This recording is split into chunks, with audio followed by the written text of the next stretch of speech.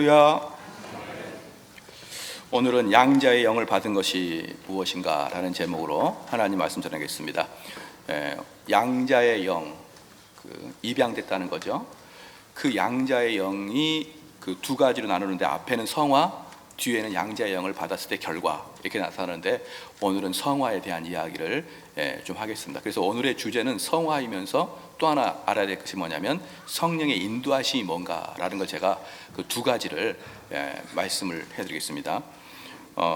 이제 8장에 보면은요, 로마서 본문에서 처음으로 이 8장에서 하나님의 역사가 우리 안에 내면에서 역사할 때 우리에게는 아주 중요한 의무가 발생한다라는 이야기를 8장에서 처음 합니다. 그러니까 여러분들, 우리가 교회를 다니면서 신앙생활을 하면서 그냥 성도로서 살아라 이런 이야기를 쉽게 하는 게 아니에요. 로마서 1장부터 8장 요 앞에까지는 계속 뭡니까? 칭의, 중생, 요 6장에서는 그리스도와 연합함, 이런 이야기가 다 되고, 그리고 이제 8장에 들어와서 너희들은 이렇게 살아라 라는 게 나오는 거예요. 그렇기 때문에 이 로마서의 이 앞에 장까지의 충분한 이해라고 말하기도 좀 그렇고, 그러한 경험들이, 그러한 체험들이 없는 사람들에 의해서 선을 이야기한다는 것은, 그것은 전혀 성경적이지가 않습니다.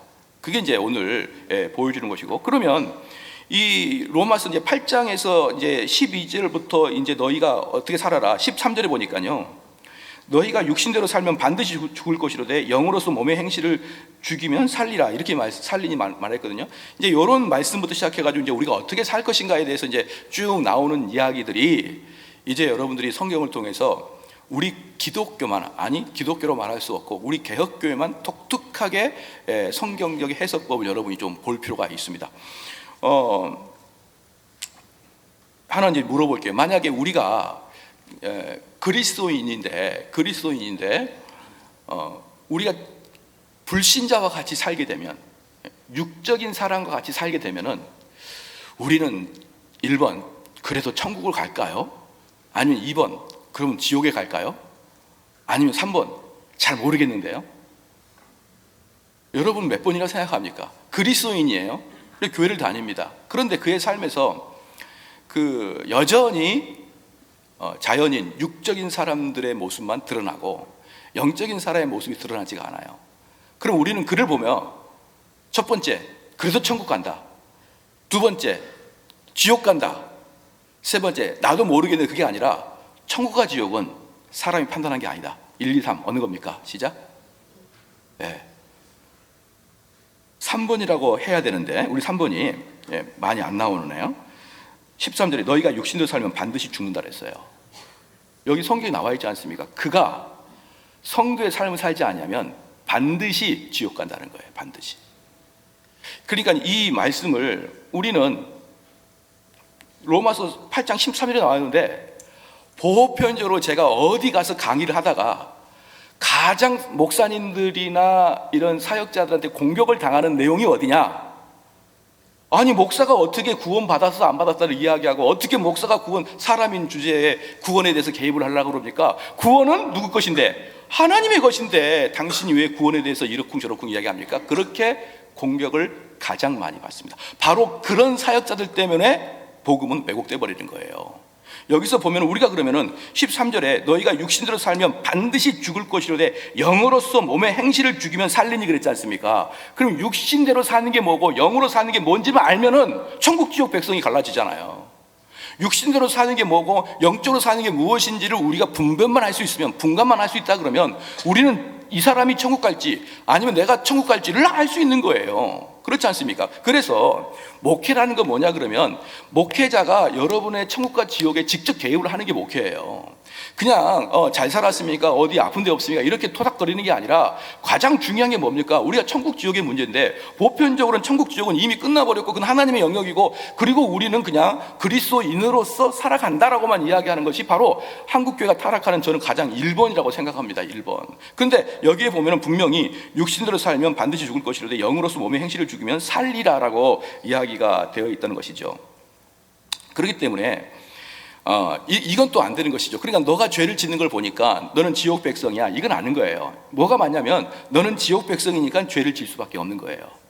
우리가 교회를 다닌다고 해서 우리는 물론 교회를 다니면은 구원받아 있을 확률이 많죠. 그러나 교회를 다녔다는 이유만으로 그 사람이 구원을 받아 있다는 건 천부다 만부다 말씀입니다. 왜? 우리 주님이 말씀을 전파할 때 그 말씀을 듣는 사람들 중에 쫙 나눠졌거든요. 그러나 제가 지금 복음을 전파하는 제 말씀을 불신자는 듣질 않습니다. 전부 다 교회에 나오는 사람들이 제 말씀을 듣는 것이고, 이 말씀에서 성도와 불신자가 구별이 되는 거예요. 이 말씀을 듣는 사람들 중에서. 그렇기 때문에 내가 교회에 있기 때문에 내가 성도고, 내가 교회에 있기 때문에 천국 백성이고, 천만의 만만의 말씀이고요. 내가 육에 속한 자냐 영에 속한 자냐를 분별해서, 내가 만약에 육에 속해 있다 그러면 후히 주시고 꾸짖지 않은 하나님께 가가지고 나를 살려달라고 매달려야 되는 거예요. 나를 살려달라고 매달리는 사람에게 하나님은 가차없이 버리지 않습니다. 왜?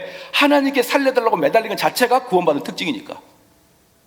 하나님께 살려달라고 매달리는 자체가 구원받음의 특징이에요. 이 설교를 아무리 해보십시오, 구원받지 않은 사람들은 설교 끝나면 또 끝입니다. 그렇기 때문에 사랑하는 성도 여러분, 내가 교회를 다닌다고 해서 내가 성도라 그러면서 육적인 면이 계속 드러나고 영적인 면이 드러나지 않을 때는 여러분 심각한 위치에 있다는 것을 여러분이 깨달아야 되는 것입니다. 그런데 그러면 여기서 보면은 결국은 성화의 문제를 통해서 보는 것입니다. 자, 봐보십시다. 우리가 로마서 앞에 칭이니 중생이니 뭡니까 그리스도와 연합이니 이런 이야기를 다 할 때는요, 예수님과 다 밀집되어 있어요. 예수님과 칭의도 그렇고 소명도 그렇고 모든 게 예수님과 다 밀접되어 있습니다. 그런데 보편적으로는 성화에 딱 들어가면 예수님과 성화는 딱 떼버립니다. 어떻게 이야기합니까? 너희가 구원 받았으니까 가서 착하게 살아, 이렇게 나오는 거예요. 그러니까 내가 착하게 사는 것과 예수님이 직접 연관이 있는 게 아니라 구원 받았음을 가정하고 구원 받았을 것이라는 그냥 내 스스로의 확신을 가진 다음에 그냥 나는 똑같이 착하게 사는 거예요. 이걸 보편적으로 성화라고 말을 하고 있고, 이 성화는 기독교의 성화가 아닌 것입니다.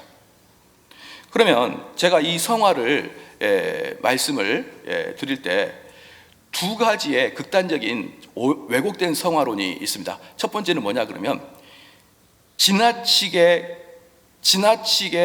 금욕적인 성화가 있어요. 지나치게 금욕적인 성화. 나 이거 하면 안 돼, 이거 하면 안 돼. 금욕적이라는 것은 뭐냐면 하고 싶은데 안 하는 거예요. 지나치게 금욕적인 성화. 두 번째는 뭐냐면 지나치게 쉽게 가려고 하는 성화가 있습니다. 이 지나치게 쉽게 가려고 하는 성화는 뭐냐 그러면, 하나님, 내가 만약에 죄를 지으려고 할 것 같으면은 하나님이 오늘 죄를 지으려고 나가려 그러니까 하나님이 막 비를 쏟아지게 해주셔서 저를 죄 짓지 못하게 해주세요. 그렇잖아요. 또 하나님, 제가 죄를 지으려고 마음이 생기면 하나님께서 강력하게 내 마음을 찔러서 내가 겁이 나서 죄를 짓지 못하도록 저를 해주십시오. 이것은 완전히 쉽게 가려고 하는 성화예요. 사랑하는 성도 여러분, 이렇게 우리 주님은 우리를 성화시키지 않습니다. 하나님은요, 인격적인 분이시고 하나님은 사랑이 많으시기 때문에 여러분 스스로가 인격적으로 죄를 짓겠다고 마음 먹으면 여러분의 인격을 막지 않습니다. 여러분, 누가 제일 화가 나고 누가 제일 속상합니까? 내가 하고자 하는 일을 막는 사람, 그냥 두들겨 맞는 사람, 이게 제일 화가 나지 않습니까? 그렇기 때문에 하나님께서는 우리가 죄를 짓겠다고 마음 먹으면 햇빛도 쨍쨍하게 내려줄 것이요, 우리 마음속에 기쁨이 있을 것이요, 내가 죄를 지으려고 생각하면 내 마음에 행복이 있을 것이요. 여러분, 얼마든지 그렇게 할 수가 있어요. 하나님은 우리가 죄를 지으려고 그러는데 경고를 주거나 그러지 않습니다. 제가 옛날에 예화를 들은 게 있었는데, 그게 뭐였냐면은, 이분은 지나치게 왜 쉽게 가려고 하는 성화주의자인데 저한테 묻는 거죠. 목사님, 요즘에 하나님이 사인을 주시는 것 같아요. 무슨 사인이냐 했더니, 아니, 차만 타면 시계가 444예요. 이거 뭔가가 사인이 있는 것 같아요. 여러분, 하나님은 그렇게 사인 안 줍니다. 444예요. 근데 이게 하루 이틀이 아니라 이번 주 내내 그럽니다. 이건 분명히 하나님이 나한테 뭔가 경고를 주는 것 같습니다. 제가 답을 줬어요. 완전히 해결해 줬습니다. 4시 50분부터 차 타. 그럼 모든 게 해결이 돼버렸어요. 모든 게. 이런 식의 개념이에요. 그러니까 뭔가 외부에서 경고를 주고 뭔가 외부에서 나에게 마음에 어떤 그 두려움을 주면은 내가 죄를 짓지 않지 않겠습니까? 하나님 왜 내가 그때 죄를 짓는데 나를 그냥 두셨나요? 이렇게 말하는 쉽게 가려고 하는 성화 두 가지가 있습니다. 이 성화는 결론적으로는 기독교 성화가 아닙니다. 이건 그냥 인본적인 생각인 거예요. 그러면 실제적인 성화가 뭔지를 제가 좀 말씀드릴게요. 우리 개혁교회의 실제적인 성화 12절에 그러므로 형제들아 우리가 빚진 자로 돼 육신에게서 져서 육신대로 살 것이 아니니라. 여기 보면은 육신에게 져서 육신대로 살 게 아니다, 이 말에 포함된 게 뭐냐면 우리는 육신을 이길 수 있다는 게 들어가 있어요. 우리는 육신을 이길 수 있다. 우리는 육의 소욕을 이길 수 있다라는 게 들어가 있습니다. 누구는? 그리스도인들은, 내 안에 성령이 내주한 자들은 육신을 이길 수 있습니다. 13절에 너희가 육신대로 살면 반드시 죽을 것이로되. 육신대로 사는 것을 왜 반드시 주냐면 내 안에 성령이 내주하신 분들은 성령의 강권함 때문에 육신대로 편하게 못 삽니다. 계속 죄를 지을 수는 있죠. 죄를 지어도 계속 내 마음에 성령이 죄에 대해서 책망하기 때문에 죄를 계속 질 수는 없어요. 그렇기 때문에 육신대로 계속 사는 자들은 역으로 그 속에 성령이 없다는 뜻이죠. 그러니까 너희가 육신대로 살면 반드시 죽을 것이로되 영으로서 몸의 행실을 죽이면 살리니, 바로 이겁니다. 영으로서 몸의 행실을 죽이는 게 바로 성화인 것입니다, 여러분. 자, 오늘 그걸 알게 하는 거예요. 그걸 오늘 주제 중에 제일 중요한 것이고, 앞으로 여러분들이 신앙생활 할 때 이 원리가 뭔지를 분명히 아는 것이 너무너무 중요한 것입니다. 공동 번역에 보면요, 여기 이 13절에 뭐라고 하냐면 너희가 육신으로 살면 반드시 죽을 것이로되, 이 말을 공동 번역 뭐라고 했냐면 너희가 육신으로 살면은 여러분은 죽습니다, 이렇게 나왔어요. 공동 번역이 단순하지만 좀 더 두려워요. 여러분 육신대로 살면 죽습니다. 여러분 믿으십니까? 우리가 육의 소욕대로 자연인처럼, 우리가 거듭나지 않는 사람처럼 사는 사람은 영원한 지옥에 갈 것입니다. 그것은 바울이 분명히 이야기했어요. 그래서 성경을 바울이 쓴 원하는 대로 읽을 줄 알아야 됩니다. 반드시 죽을 것이다. 영원한 지옥에 빠질 것이다. 그렇죠? 그런데 여기서 재밌는 게 뭐냐면은 너희가 육신으로 살면 반드시 죽을 것이로되 영으로서 몸의 행실을 죽이면 살리니. 죽이면, 몸의 행실을 죽이면, 이게 동사는 현재형입니다. 현재형이에요. 그래서 여기서 무슨 말이냐 그러면 우리 육신을 죽인데 매일매일 죽여야 된다는 것이에요. 여러분 성경은요, 시제 또 그 다음에 복수냐 단수냐, 그 단어가 남성이냐 여성이냐, 이 시제에 의해서도 성경은 메시지를 줘요. 근데 여기서 너희 행실을 죽이면 너희들은 영원히 살 것이다가 현재형입니다. 이 현재형인 이유는 뭐냐면 여러분이 지금 매일매일 죄를 죽여야 된다는 것입니다. 이게 무슨 이야기냐 그러면요, 여러분 봐봅시다. 우리 그리스도인들이 착각을 하고 있는데 이겁니다. 내가 2000년 5월 5일 날 내가 주님을 만나서, 내가 2000년 5월 5일 날 내가 말씀을 통하여 주님을 만나서 그 근절이 언제? 나는 거듭났습니다. 나는 거듭났습니다. 나는 이미 거듭났습니다. 그게 안 통한다는 거예요. 그게 안 통한다. 내가 과거 시제, 그러면은 네가 육체를 죽였어야 된다라고 이야기했는데 아니에요. 육체를 죽이면 현재형입니다. 그래서 내가 과거 어느 날 구원을 받았다, 이건 안 통한다는 거예요. 뭐가 통하느냐? 너가 과거에 성령을 통해서 너가 구원을 받았으면 그 구원을 받은 증거가 뭐냐 그러면 지금 매일매일 네 육의 소욕을 죽여나가고 있는 것이 거듭남의 증거인 것입니다.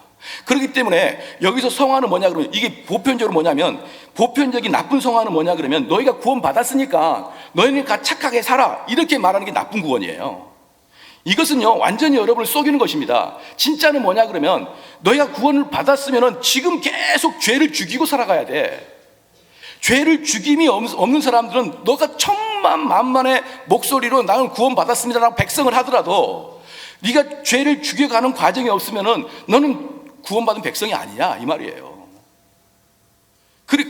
이게 그래서 우리는 성화 자체는 보편적으로는 뭐냐 그러면 구원은 칭의와 중생으로 구원이 끝나버리고 그 다음에 성화는요, 하늘에서 상급으로 이야기를 해요. 여러분, 그게 아닙니다. 성화도 우리 구원과 연관되어 있는 거예요. 그래서 우리는 성령을 통해서 우리의 힘이 아니라 성령을 통해서 우리가 구원받았지만, 성화의 가정을 살아갈 때도 우리 힘으로 성화를 살아가는 게 아니라 우리 속에 계시는 성령이 내 마음에 소원을 주심으로 그 소원을 이뤄 나가면서 그 성화를 이뤄 나가는 거예요. 내가 결심결단해서 성화를 이뤄 나가는 게 아니라 내 속에 성령이 시키기 때문에 그 성령에 따라서 성화를 이뤄 나가는 것입니다. 그러므로 성령의 시킴이 없는 자는 성화를 못할 것이고, 성화를 못한 자는 성령이 없을 것이고, 성령이 없는 자는 지옥 가는 거예요. 그렇기 때문에 너가 구원을 받았구나, 네가 2000년 5월 5일 날 구원을 받았으니까 내가 너에게 구원에 대해서는 더 이상 이야기하지 않겠다마는, 너는 구원받은 백성으로 착하게 살아라, 이렇게 말하는 것은 잘못된 성화란 말입니다. 참된 성화는 뭡니까? 너가 지금 구원받은 백성으로서 죄를 죽이지 않는 것은 너는 구원받지 않는 백성이야 라고 곧바로 성화와 구원을 연결시켜야 됩니다. 우리는 성화와 구원을 연결시켜야 되는 거예요. 모든 교회의 가르침, 모든 교회의 이끌어짐 속에서 한 발자국만 딱 들어가면 거기에 구원이 있어야 돼요. 봉사와 섬김과 또는 내가 헌신과 성화와 모든 것이 내 육으로 하는데, 그 육을 하고 있는 것을 한 발자국, 이 하나만 딱 껍질을 벗겨보면 곧바로 그 속에 뭐가 있어야 됩니까? 구원이 물밀듯이 밀고 들어와 있어야 되는 거예요. 우리의 모든 행동들은 구원과 연관되어 있는 것입니다. 여러분 믿으십니까? 그런데 많은 경우는 구원은 끝, 이렇게 말해요. 구원은 끝이고 이제 구원받은 백성이니까 착하게 살자, 이렇게 말하는데, 여러분 그것은 얼마나 위험한 것인지 모릅니다. 얼마나 위험한 건지 몰라요. 그건 사람을 가짜, 외식, 또 거짓된 착함을 살게 만들 뿐입니다. 그러면 이제 성령을 의지해서만, 이제 성령을 충만해서만 성화를 사는데, 그 부분은 좀 더 뒤에 이야기하겠습니다. 그러면 이제 여기 봅시다. 13절에 너희가 육신대로 살면 반드시 죽을 것이로되 영으로서 몸의 행실을 죽이면, 요걸 제가 이제 말씀드릴게요. 영으로서 몸의 행실을 죽이면 그 다음에 뭡니까? 살리라. 그래서요, 성화의 다른 말은 회개입니다. 성화는 선한 일을 하는 게 아니고 회개의 삶의 연속이 성화예요. 우리는 하나님을 기쁘시게 할 방법이 없습니다. 단 우리에게 일어난 죄를 짓지 않으려는 회개의 연속이 성화인 것을 알아야 되는 거예요. 회개도 못하고 내 스스로 돌보지 못하는데 누구 남을 도울 것이며 누구 남에게 선대를 할 수가 있겠습니까? 그래서 회개인데, 회개에는 두 가지 영역이 있습니다. 이게 아주 중요합니다. 회개는 두 가지 영역이 있는데, 첫 번째 죽임이 있고 두 번째 살림이 있습니다. 여기 13절에 나온 게 회개예요. 영으로서 몸의 행실을 죽이면 살리니, 죽이면 살리니, 회개에는 두 가지 요소가 있습니다. 죽임과 살림의 요소예요. 아주 중요한 것입니다. 여러분, 이걸 이해를 해야 개혁교회 성화를 이해하는 것이지, 그냥 착하게 살라, 그렇게 해서는 절대로 신앙적이지 않는 가짜, 외식한 바리새인만 나올 수밖에 없는 것이죠. 자, 회개의 본질에는 죽임과 살림이 있습니다. 죄의 죽임과 내 영혼의 살림이 있어요. 첫 번째, 회개의 첫 번째 단계입니다. 죽음의 단계예요. 이 죽음의 단계가, 이게 바로 죽음의 단계입니다. 처음에는 죄인지 몰랐습니다. 처음엔 죄인지 몰랐다가 이게 죄라는 것을 깨닫게 됩니다. 이게 첫 번째 단계예요. 아, 이게 죄구나, 깨닫게 됩니다. 이게 죽임 단계 첫 번째입니다. 깨닫게 됩니다. 그리고 두 번째, 그 죄를 미워하고 심지어 혐오하게 하게 됩니다. 이놈의 죄가, 이놈의 죄 때문에 내가, 우리 주님과 내 관계가 멀어졌는데 또 이 죄를 져. 이 죄 때문에 하나님의 아들이신 예수 그리스도 돌아가셨는데 이 죄를 내가 져. 이러면서 죄를 혐오합니다. 여기서 불신자와 성도에 딱 갈려요. 불신자는 어떠냐? 죄를 깨닫습니다. 죄를 깨닫는 다음에 그 죄를 짓지 않으려고 노력합니다. 나는 짓지 않을 거야. 근데 짓지 않으려고 노력하는 이유는 뭐냐 그러면, 내가 그 죄를 사랑하기 때문에 그러는 거예요. 죄를 미워하면 노력할 이유가 없어요. 그렇기 때문에 이게 죄라는 걸 깨달으면 성도는 그걸 죄를 미워하는데, 불신자는 그 죄를 사모하지만 내가 교회 직분자니까 하지 말아야지, 이렇게 되는 것입니다. 제가 요 근래에는 별로 예화를 들지 않지만 옛날에 예화를 많이 듣던 내용에 거룩한 주일날 예화를 들기가 좀 멋쩍어서 그런 예화를 잘 안 들었는데 한 번 더 들어야 될 것 같아요. 사도 바울이 뭐라 그러냐면, 사도 바울은 옛 거듭나기 이전 자기가 추구했던 모든 것을 배설물이라 이렇게 얘기했어요. 배설물. 그렇죠? 옛 것을, 자기가 거듭나기 이전의 모든 것을 배설물이라 얘기했습니다. 그럼 배설물을 간단하게 이야기하면 똥이에요. 그렇죠? 그렇기 때문에 여러분 만약에 화장실에서 배가 아파가지고 이제 큰 일을 보고 나오면서 그 배설을 보면서 나 정말 이거 버리기 아까운데, 이거 꼭 버려야 되나? 그래, 내가 집사니까 버려야지, 버리자.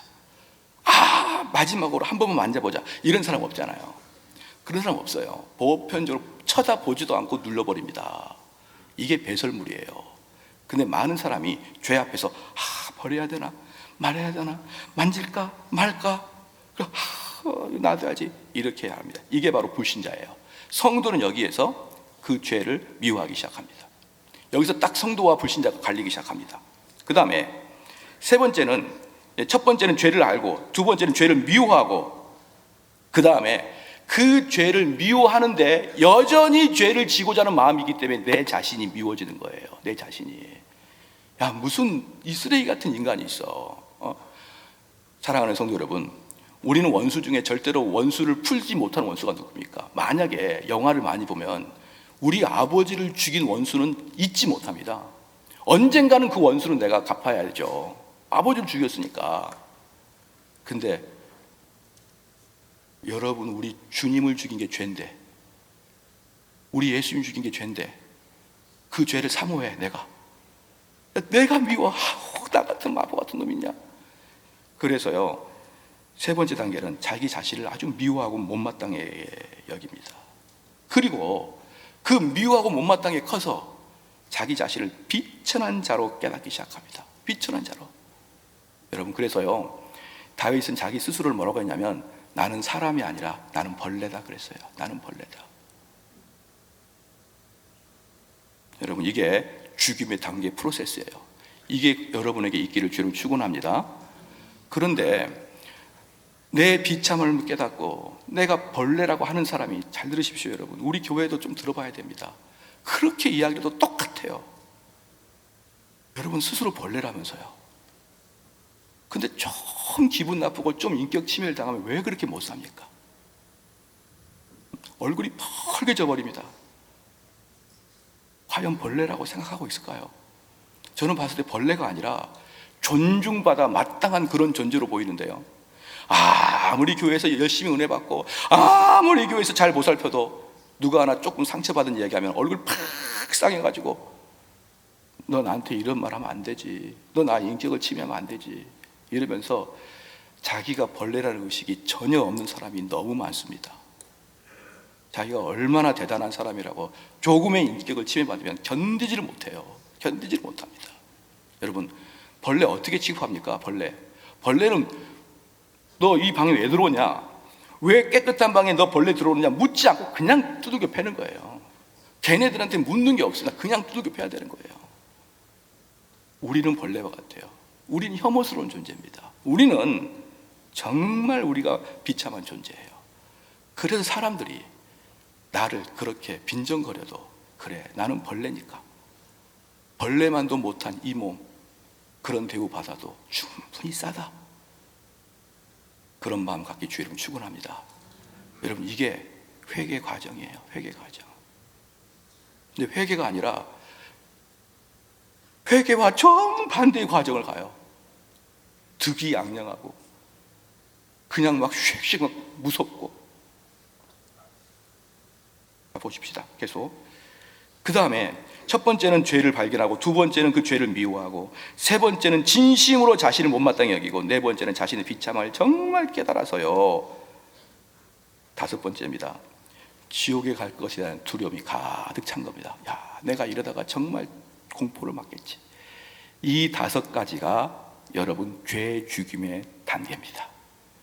이 다섯 가지가 우리 성도들의 삶에서 드러나야 되는 거예요. 물론 사랑하는 성도 여러분, 이 다섯 가지의 강도는 사람들에 따라서 강도가 달라요. 예컨대 루터 같은 경우는 엄청난 강도가 있었습니다. 이 과정이. 그래서 루터는 이 과정이 너무나 충격적이었기 때문에, 너무나 강했기 때문에 여러 글에서 자신의 이 거듭남의 과정을 썼어요.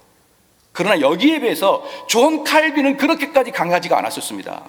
존 칼빈은 루터만큼이나 강하지 않았어요. 그러나 하나님께서는 그 사람의 성향과 그 사람의 환경에 따라 그에 맞게 구원의 과정을 거치는 것이지, 똑같이 루터처럼, 똑같이 엘리야처럼, 똑같이 바울처럼 하는 게 아니에요. 누구는 루터처럼, 누구는 바울처럼, 누구는 칼빈처럼, 누구는 또 누구처럼 각자에 맞게 하는데, 그러나 문제는 뭐냐면 여러분 안에 필수적으로 있어야 할 게 뭐냐면 죄를 미워하는 마음이 가득해야 됩니다. 그것은 필수적이에요.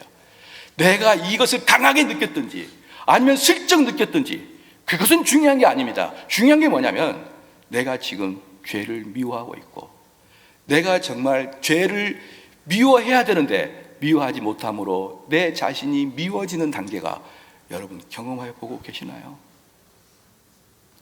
우리 교회는 그래야 됩니다. 세상은 전혀 그러지 않아요. 세상은 자기 인격 침해 당하면 절대로 참지 못합니다. 근데 교회는 그래야 되는 거예요. 그게 성도의 모습인 것입니다. 이것을 우리는 보통 회개의 첫 번째 단계, 그래서 이것을 통회라고 합니다. 통회. 회개의 첫 번째 단계예요. 그 다음에 두 번째 단계, 회개의 두 번째 단계, 살림, 살아남에 대해서 말씀을 전하겠습니다. 이런 통회 과정을 거친 사람들은요, 이제 스스로 이제 너무 쓰는 겁니다. 정말 절망에 빠져요. 절망에 빠집니다. 낙담에 빠집니다. 아직 이것은 회개가 완성되지 않는 단계입니다. 회개는 낙담과 절망에 빠졌을 때는 아직 회개가 완성된 게 아니에요. 절망에 빠지다가 어떻게 되냐면요, 어떤 분들은 너무 죄에 눌립니다. 너무 부끄러워요. 그래서 뭐라고 하냐면, 내가 목사님 당분간 교회를 못 나가겠습니다. 왜? 내 상황이 너무 부끄럽고 너무 죄송스러워서 내가 차마 교회를 못 나가겠습니다. 내가 좀 더 이것이 회복되고 회개가 되고 좀 더 마음의 안정이 되면 제가 그때 교회를 가겠습니다. 여러분, 그렇게 말하시는 분들이요, 정말 내가 죽을 것 같을 때 오직 구원자는 예수 그리스도예요. 정말 죄가 느껴지고 내 삶이 정말 부끄럽죠. 인생은 실패를 했습니다. 그럴 때 오히려 주님 오십시오. 주님께 나와야 돼요. 주님께 오셔서, 하나님, 나는 도저히 예수님 말고는 소망이 없습니다. 예수님 말고는 소망이 없습니다. 하나님이여 나를 불쌍히 여겨 주시옵소서. 이게 소생입니다. 이게 소생이에요. 다시 말씀드립니다. 우리의 죄 죽임이 있습니다. 죄 죽임의 특징이 뭐냐면 죄를 미워하는 것이고, 그 죄를 미워해야 되는데 여전히 죄를 짓고 있는 나를 미워하는 거예요. 이게 죄 죽임입니다. 이게 회개의 첫 번째 단계예요. 회개의 두 번째 단계는 뭐냐 그러면은, 그 죄 죽임을 통해서 그저 한숨 쉬고 그저 눈물 짓는 게 아니라 예수님 앞에 나와가지고 불쌍한 종을 살려주십시오, 나 좀 하나님 숨쉬게 해주십시오, 나에게 복을 내려주십시오라고 주님을 붙잡는 게 소생이에요. 여러분, 이제 여기서 또 하나의 함정이 있습니다. 뭐가 문제냐면요, 정말 하나님 앞에 죄를 회개하고 죄 때문에 미치겠는데 내가 교회 나오니까 그 예배를 들으니까 눈물이 푹 쏟아지면서 평화 평화 이렇게 내 마음에 평화가 오는 것도 가짜예요. 그건 가짜입니다. 뭐가 와야 되냐 그러면, 소생하는 사람들에게 내가 예수님으로부터 큰 은혜를 받고 예수님 발을 붙들고 나를 살려주십시오라고 할 때 내 마음에서 가장 먼저 떠오르는 게 평화가 아니에요. 그건 뭐냐? 내가 예수님처럼 거룩하게 살겠습니다. 주여 내가 무엇을 하리이까? 이게예요. 이게 바로 회개입니다. 회개는 하나님 앞에 나와가지고 평강을 얻는 게 아닙니다. 하나님께 나와서 하나님의 거룩함을 닮아가고 싶다는 마음이 싹 트는 거예요. 그리고 거룩하게 살고, 그리고 하나님의 법도를 지켜 살고, 그리고 순종할 때 결과가 평강입니다. 그리고 결과가 평강이에요. 근데 우리는 교회 나와서 왜 나오니? 교회 나와서 찬송 부리고 교회 나와서 설교도 내 마음에 평강이 있어요. 천만의 말씀입니다. 여러분, 하나님께 은혜 받고 예수 그리스도의 건진 받은 사람들은 주여 말씀하소서, 내가 여기 있나이다. 나에게 말씀하소서. 여러분, 그게 성화입니다. 그게 성화예요. 성화는 여러분 구원받았으니까 가서 열심히 사십시오, 그가 아닌 것을 계속 제가 말씀을 드리고 있습니다. 그래서 그러면 이제 이게 문제가 이겁니다. 그러면 목사님 이제 이렇게 말하는데요, 저 예전에는 제 죄에 대해서 정말 이렇게 눌려 있었고, 그리고 그때 죄 용서 받음, 그리고 주님 위해서 거룩하게 삶, 그래서 내 마음의 평강 저도 경험했습니다 목사님. 그렇게 많은 사람에서 제가 또다시 이야기하는데 13절 말씀은 현재형입니다. 그것을 여러분 삶에 계속 반영하란 말입니다. 여러분 삶이 한 번의 결정적인 거듭남이 있지만 그 거듭남의 형태, 즉 회개 속에서 죄 죽임과 살리심의 과정을 우리의 일생에 거쳐서 끝까지 죽을 때까지 그렇게 해가는 게 여러분 성도의 삶이에요. 그게 거듭난 자고 그게 성화입니다. 그래서 존 머레이라는 유명한 조직신학자 교수가 있습니다.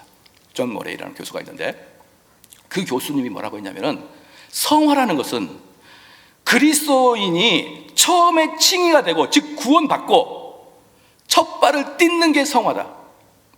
구원을 받은 사람의 첫 발을 딛는 게 성화고, 그 사람의 마지막 발도 성화라는 거예요. 즉 그 길을 구원받을 때부터 여러분 관뚜껑 다들 들어갈 때까지 똑같이 산다는 겁니다. 그런 관점 거쳐야 됩니다. 목사님 저는 옛날에 다 끝났는데요. 그게 바로 거짓이에요. 그게 거짓입니다. 이게 제가 교리를 너무나 중요한 교리니까 또 말씀을 드립니다. 몇 차례 말씀을 드렸지만 전가교리, 주입교리입니다. 전가교리, 주입교리예요. 이 주입교리는 뭐냐 그러면 주사기에 약물을 투여해서 내 몸속 깊이 박는 겁니다. 그럼 내 속에 병균이 다 죽고 나는 새 사람이 되는 거예요. 이게 주입교리예요. 그러니까 그리스도의 의가 내 속에 주입이 되죠. 그럼 나는 점점 어땠어요? 점차적으로 나는 그리스도와 같이 되는 거예요. 예전의 정죄는 사라지고 이제 그리스도로서 살아가는 것이죠. 이게 바로 로마 카톨릭이 주장하는 교리예요. 주입교리가.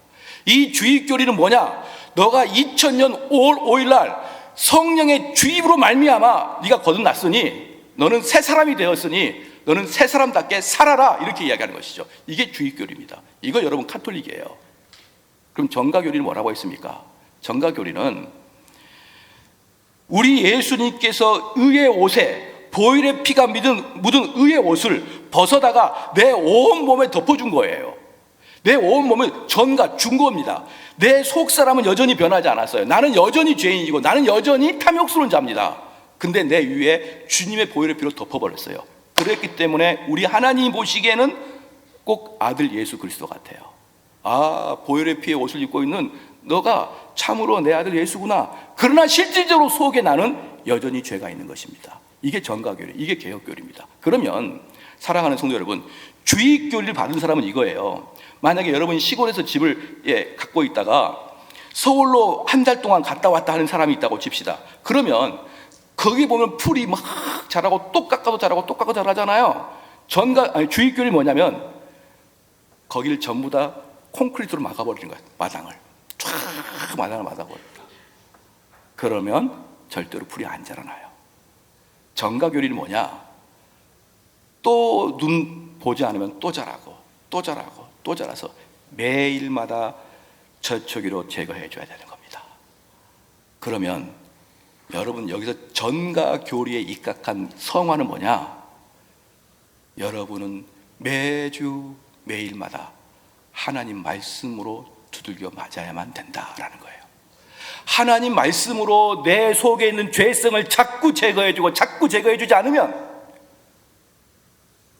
여러분은 마음속에 완전히 죄로 뒤범벅된다는 게 바로 전가교리고, 주입교리는 이미 너는 구원받았으니 구원받은 자처럼 사십시오라고 이야기하게 됩니다. 어떻게 그리스도인이 그렇게 살 수 있습니까? 라고 말합니다. 그래서요, 감히 말씀을 드리지만 그리스도인이나 설교단상에서 이렇게 이야기하면 안 됩니다. 여러분 구원받았으니 구원받은 자처럼 사십시오라고 하면 안 돼요. 그것은 신부들이 해야 될 이야기입니다. 그럼 목사들은 무슨 얘기를 해야 될까요? 그리스도인 사십시오라고 얘기하는 게 아니라 여러분의 죄를 계속 지적하는 거예요. 우리 속에 싹트는 죄, 우리 속에 싹트고 있는 탐심, 계속 하나님 말씀으로 찔러서 그게 좀 잘하려다가 주일날 말씀 듣고 또 들어가고 또 나오려다가 들었고, 이 과정을 평생 동안 하는 것이 로마서 8장 13절 말씀이라는 걸 믿으시기를 주님을 축원합니다. 그래서 현재형을 썼다는 것이에요. 그래서 사랑하는 성도 여러분, 그러면 이제 그럼 성령의 인도하심을 어떻게 받는지 그 말씀을 전하고 마치겠습니다. 이제 그 좀 아시겠죠? 전가교리, 주입교리 좀 아실 것 같고, 그 다음에 뭘 제일 알아야 되냐면은 그리스도인의 성화는 뼈대가 예수님의 구원과 연관되어 있고, 예수님과 구원에 연관돼서 이렇게 가지가 나온 거기 때문에 우리가 거듭남에 대한 삶을 살지 못하면 곰방 하나 때 보면 구원받지 못한다는 것을, 구원받지 못해 있다는 것을, 이걸 아는 것이 중요한 것입니다. 그러면 여기서 보면은, 자 봅시다. 그 다음에 14절에 무릇 하나님의 영으로 인도함을 받은 그들은, 이제 여기서 하나님의 영으로 인도함, 성령의 인도하심이 뭔지를 제가 좀 말씀을 드릴게요. 이제 요걸 이제 좀 알아야 됩니다. 보통 세 가지 정도로 성령의 인도함을 오해하고 있습니다. 첫 번째는 뭐냐면 외부 환경, 외부 환경. 두 번째는 뭐냐면 내 마음의 특별한 암시. 세 번째는 뭐냐 그러면 신비적인 성경 찾기. 요 세 가지로 성령의 인도함을 찾아요. 보편적인 사람들은, 그것도 좀 믿음이 좋은 사람, 믿음이 없는 사람들은 그런 거 보지도 않고 자기 마음대로 살아가 버립니다.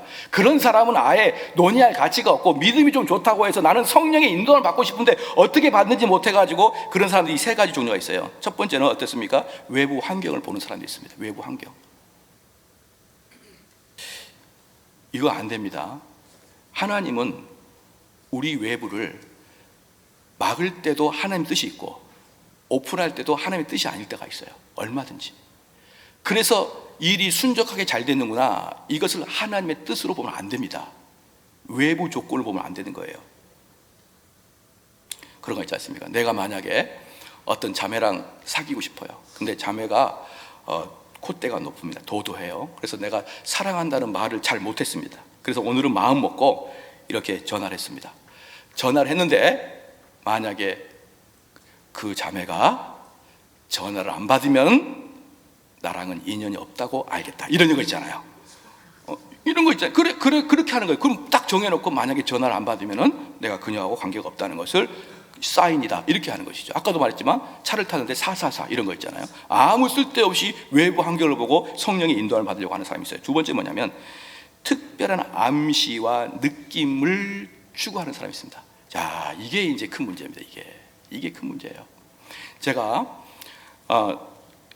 우리 이제 많은 선교사님들하고 이제 제가 강의를 할 때가 많아요. 선교사님 강의를 할 때가 많은데 요 문제에서 상당히 어려움이 생깁니다. 뭐가 생기냐면요, 그 선교지에 오시는 분들 한번 생각을 해보십시오.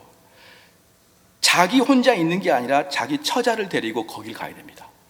그렇잖아요. 그러면 보통 어려운 일이냐고요. 이게 보통 어려운 일이 아니기 때문에 이들은 거의 대부분 내가 어느 나라로 갈까에 대해서 기도를 엄청 많이 합니다. 엄청 많이. 내가 아프리카로 갈까요? 가나로 갈까요? 어디 몽골로 갈까요? 아니면 캄보디아로 갈까요? 인도로 갈까요? 계속 기도하다가 마음으로 떠오르는 암시를 가지고 갈 때가 많아요. 여러분, 이것도 불완전합니다. 이것도 불완전해요. 그 다음에 이제 세 번째, 이것도 불완전하면 그럼 하나님 말씀과 하나님 뜻은 성경에 있다고 하니까 그럼 내가 성경을 찾아서 하나님 뜻을 발견하겠다, 이런 사람이 있어요. 그런 사람은 어떠냐면, 하나님 여기 앞에 지금 부동산이 있는데 그걸 사야 됩니까? 안 사야 됩니까? 막 기도를 해요. 막 사야 됩니까? 안 사야 됩니까? 기도하다가 안 되겠다, 내가 성경을 한번 펴봐야지. 딱 폈는데 신명기 2장 24절이 나오는 거죠. 너희는 일어나 진행하여 아르논 골짜기를 건너라. 내가 헤스본 왕 아모리 사람 시온과 그 땅을 네 손에 붙였은즉 비로소 더불어 싸워서 그 땅을 얻어라. 아멘. 이랬을 때 이제 아멘, 부동산 사러 가는 거예요. 말씀을 받고 왔다고, 특별 계시를 받고 왔다고. 내가 누군가에 가가지고 계약을 하려고 하는데 딱 성경을 폈더니 속히 하라. 할렐루야. 그렇게 가는 거예요. 여러분, 의외로 많습니다. 이렇게 한 사람. 이렇게 하다가 잘못하면 죽습니다. 잘못하다가 한강에 빠져 죽어요. 왜? 요단강을 건너라. 요단강에 발을 먼저 들이내라. 그 한강 가야 될 거 아닙니까? 또 폈는데 너가 뱀을 들어도 물리지 않을 것이요 독을 먹어도 죽지 않을 거라. 독을 마셔보면 어떡할 거예요? 여러분 조심하기 바랍니다. 이런 식의, 그러니까 이게 너무나도 성령님의 인도를 강력하게 원하시는 분들이 빠지는 오류예요. 제가 말씀드렸지만 이렇게 정도 할 수 있는 분들은 그나마 믿음이 좋은 사람들입니다. 보편적으로는요 이거 따지지도 않아요. 그래서 제가 이렇게까지라도 성령의 인도하심을 받는 분들을 참 사랑하고 애처롭게 느끼지만 그럼에도 불구하고 올바르지는 않습니다. 성령의 인도함이 뭐냐? 그것은 뭐냐면요, 성령님이 원하시는 것은 우리의 생각을 바꾸는 것이에요. 우리의 생각을 바꾸는데 어떻게 바꾸냐면 우리의 죄된 본성을 바꾸려고 우리 성령은 원하십니다. 여러분 동의가 되시죠? 우리의 죄된 본성을 바꾸려고 성령이 원하시기 때문에 죄된 본성을 알라 그러면 첫 번째 뭐가 있어야 되냐면 그게 죄인지 아닌지 분별할 수 있는 능력이 있어야 됩니다. 그래서 성령의 역사 시작, 하나님 성경 공부를 통해서 역사합니다. 성경 공부를 통해서 우리는 지식의 변화가 생깁니다. 방금 제가 한 5분 정도 성령의 인도하심에 왜곡된 거 3가지를 말씀드렸죠. 그런데 믿음이 좀 좋은 사람들은 이 3가지를 일평생 붙들고 오시는 분들도 꽤 있습니다. 하나님의 뜻 발견하게 해가지고 환경이 열리고 환경이 순적게 되고 그 다음에 내 마음속에서 암시가 있고 그 다음에 때로는 특별 계시를 통해서 하나님 말씀을 뒤적거렸더니 그 말씀이 거기 있고, 이렇게 3가지를 이렇게 엮여가지고 평생을 신앙생활하는 사람이 없지 않아 꽤 많습니다. 그런데요, 제가 방금 5분 설교 만에 여러분 그 마음 바꿔드렸죠? 그렇죠. 이게 바로 지식이에요. 이게. 그러면 내가 일평생 신앙생활할 때 하나님의 인도하심에, 성령의 인도하심을 그렇게 따라가다가 지금 성경 공부, 지금 설교에 단 5분 만에 변화됐잖아요. 이게 분별력입니다.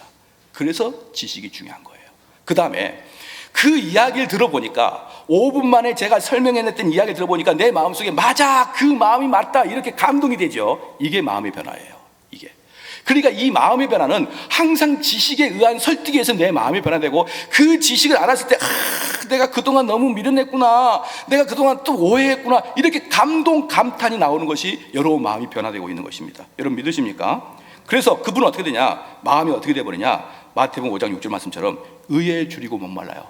즉, 그럼 하나님의 말씀이 뭔가 더 깊이 알고 싶고, 내가 설교 한 편에, 내가 성경 공부 한 편에 내 마음이 변했으니까 더 많은 걸 알고 싶고 더 의를 추구하고 싶은 거예요. 그래서 이 사람들은 의에 줄이고 목마르게 됩니다. 그리고 3번째 단계입니다. 당연히 그 사람은 행동이 변화가 되어 있죠. 지정의가 변합니다.